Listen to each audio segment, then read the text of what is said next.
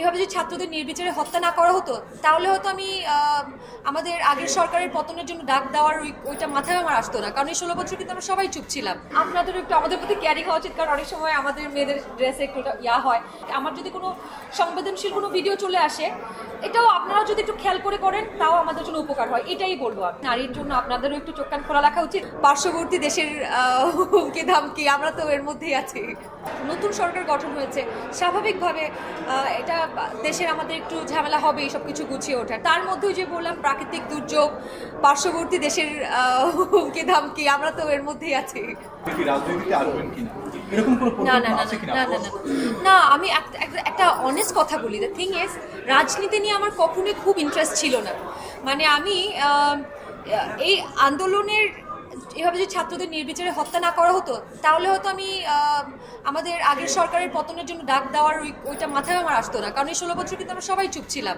আমরা কেউই কিন্তু বলিনি ওই সরকারের পতন চাই। তো এটা ইট ওয়াজ অ্যাবসলিউটলি লাইক দ্যাট, যে ওখানে আমরা দেখছি ছাত্রদের সাথে অন্যায় হচ্ছে, মানুষের সাথে অন্যায় হচ্ছে, মানুষকে মারা হচ্ছে নির্বিচারে, সেটার জন্য আমরা প্রতিবাদ করেছি। এখানে কোনো রাজনৈতিক আমার কোনো প্রোপাগান্ডা ছিলও না, এখনও নাই।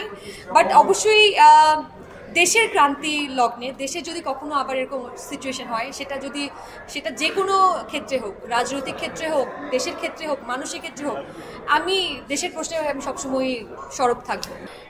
মানে আমরা তো, আপনারা আমাদের দূরের কেউ না, আমরা তো সবাই এক পরিবারেরই।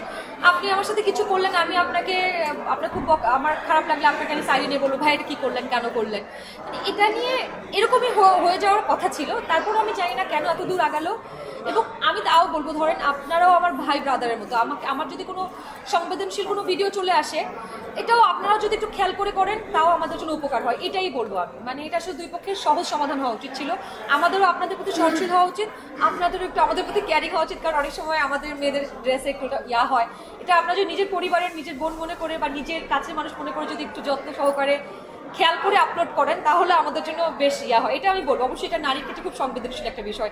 এখানে আমি নারী হয়ে কখনো এটা বলতে পারি না যে এটা একতরফাভাবে, এটা না, এটা অবশ্যই আমাকে এটা বলতে হয়। নারীর জন্য আপনাদেরও একটু চোখ কান খোলা রাখা উচিত, এবং আমাদেরও উচিত এটা আমাদের নিজেদের মধ্যে সমাধান করা। এটা নিয়ে এত বড় একটা ইস্যুস করে একজনের চাকরি চলে যাবে, এটাও আসলে কাম্য না, এটা একদমই কাম্য। আপনার একটা ভিডিও শুট হলো, সেই শুটটা কোনো কারণবশত আপনার কোনো একটা অংশ আপনি দেখা গেল, তাহলে আপনার প্রতি একটা দাবি আবদার আমার থাকতেই পারে। একদম ভুইফোর কোনো একটা নিউজ পোর্টাল যদি হয় তখন হয়তো তাকে কি বলা যায়, কিন্তু যখন এটা রিনাউন্ড কেউ, তার প্রতি একটা আবদার থাকতেই পারে, এটা তো আমি বলবোই। ধরেন আপনার পরিচিত হলে তো আমি বলবোই।